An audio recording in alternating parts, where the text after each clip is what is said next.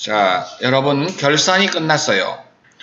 그래서 마지막 하나 남았는데 이제 조회하는 건데요. 자, 여기 보세요. 팁 하나 봅니다. 시험에 나올 확률이 높아서 다시 한번 봅니다. 미결 전표가 생성되는 원인이 있습니다. 사원 등록 메뉴에서 입력 방식이 미결로 등록된 사원이 전표를 입력하는 경우에는 당연히 미결로 뜨는 거죠. 그리고 자, 여기 보세요. 회계 모듈이 아닌 다른 파트, 영업, 물류, 생산, 구매, 자재, 생산 또는 인사관리까지 회계가 아닌 다른 파트에서 권한이 어떤 사람이든 상관없이 거기에서 다른 타 모듈에서 입력한 전표는 모두가 다 미결로 뜬다는 거죠. 그러니까 인사 파트, 그 다음에 생산, 구매 파트, 물류 이런데 전체가 다 입력한 전표가 회계 파트로 넘어오는데 그때 미결 전표로 넘어온다 이 말입니다. 다음 또 하나가 있는데 차변과 대변의 합계 금액이 일치하지 않을 때 그때 당연한 거라고 그랬죠. 그리고 또 한 가지는 결산 자료에서 우리가 보여드렸잖아요. 결산 자료에서 입력한 전표들은 전부가 다 뭘로 뜬다고? 미결. 그리고 여러분 하나 남았습니다. 결산에서 이익여금 처분 계산서를 우리가 전표 처리했을 때 이것도 우리가 미결로 뜬다. 결산하고 똑같이. 그러면 미결로 뜨는 것들은 장부에 반영하기 위해서는 반드시 전표 승인을 해줘야 장부에 반영되더라 라고 말씀을 드렸습니다. 자, 이제는요, 자, 손익계산서 마감 순서가 재무상태표 마감, 연도 2월 이렇게 있는데, 자, 제일 먼저 합계잔액산표 작성하기 나왔습니다. 그러면 2017년 12월 31일 합계잔액산표를 작성하세요.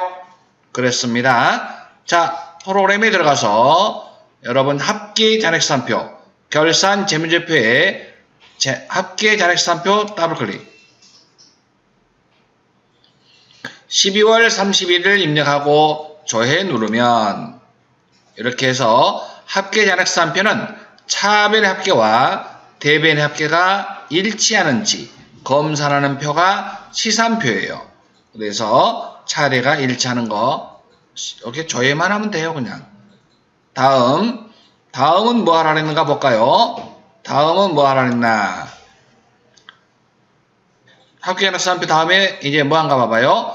제조원가 명세서를 작성하래요. 제조원가 명세서에서는 제조업 동그라미, 제조업에서 작성하는 것, 재료비가 얼마, 노무비, 제조경비 등을 집계해서 무엇을 산출한다? 당기 제품 제조원가를 산출하는 보고서이다. 그래서 결산 재무제표에서 원가 보고서를 클릭하면 됩니다. 그러면 한번 해볼까요? 원가 보고서, 여기에 결산 재무제표의 원가 보고서가 여기 있죠. 여기 더블 클릭. 여기서도 12월 30일을 입력하고 제일 밑으로 하단에 내려보면 당기 제품 제조 원가가 보이죠. 당기 제품 제조원가가 얼마냐 라고 물어볼 수도 있으니까 그러면 이게 답이다. 제일 밑에 있는 거. 다음 들어가 봅니다. 다음은 이제 뭘 작성하라고 했냐? 제조원가 명세서 다음에는 여러분 손익계산서입니다. 손익계산서. 자, 여러분 완성됐던 거 당기제품 제조원가가 자 손익계산서에 반영돼서 손익계산서에서는 당기 순이익이 얼마인지를 확인하는 작업을 합니다. 메뉴에 들어가서 손익계산서를 열어봅니다. 그래서 2017년 12월 31일을 클릭하신 다음에 제일 밑으로 내려보시면 당기순이익이 1486만 5,634원이라는 걸 확인할 수 있죠. 이 금액은 이익여금 처분계산서의 당기순이익으로 자동 반영됩니다. 자, 다음으로 넘어가 보도록 하면 자, 순서도 중요해요. 손익계산서 다음에 이제 뭐 하는 거예요? 그게 바로 잉여금 처분계산서다 이 말이죠. 이렇게 잉여금 처분 계산서에서 여러분 요거 별표시 쳐놓으세요. 요거 작성을 하래요. 3일 택기의 전기분 이익잉여금 처분 계산서 작성을 수행하시오. 전기분 당기순이익이 나와 있고 전기월 미처분 이익잉여금이 나와 있습니다. 먼저 전기분 걸 먼저 작성을 해보도록 하겠습니다. 그리고 두 번째는 당기분 이익잉여금 처분 계산서를 작성하라 라고 나와 있죠. 그러면 일단은 이익잉여금 처분 계산서를 가보도록 하겠습니다. 여기에 이익잉여금 처분 계산서 클릭.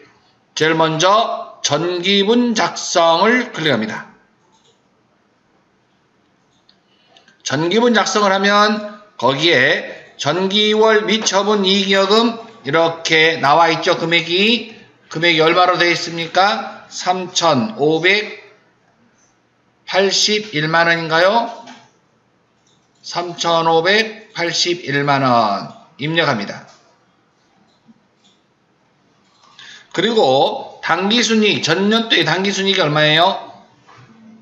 1,569만원을 입력합니다. 여기다 전기분을 입력해 주시고 종료. 그 다음에 해야 할 일이 여러분 여기 당기거 처분 확정일 다음 년도 2월 며칠인가 봐봐요. 2018년 2월 28일로 입력합니다. 2018년 2월 28일. 그리고 새로 작성 눌러봅니다. 새로 작성. 예. 그러면 여러분 금액이 반영이 자동으로 됩니다.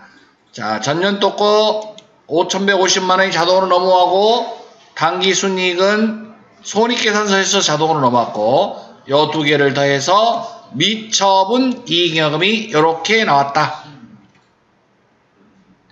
그래서 여기서 뭐 또 하라 그랬나 하면 바로 밑에 두 번째 보면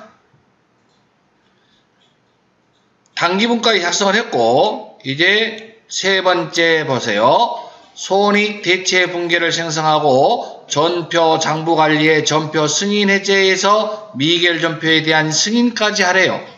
그러면 요 메뉴에 와서 여러분은 요걸 입력이 다 됐죠? 그러면 상단에 전표 생성 클릭합니다.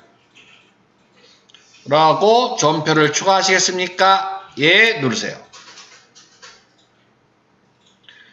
자, 그러면 전표가 생성이 됐고 그 다음에 여러분 우리가 어디로 가면 되냐면 전표 입력란으로 갑니다. 전표 입력 12월 31일로 가봅니다.